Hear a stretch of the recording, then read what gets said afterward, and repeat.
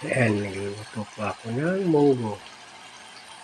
Inasawag ko manok at ampalaya. Mamaya ko nalalagay yung munggo. Kaya palambot ko muna yung manok at saka yung ampalaya para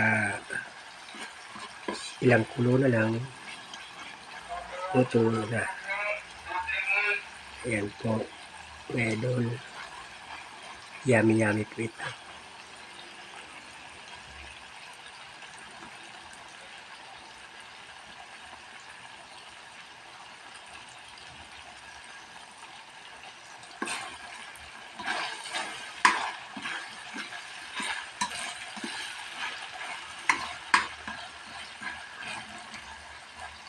Ayan, malapit na. Ilalagay ko na yung munggo mamaya.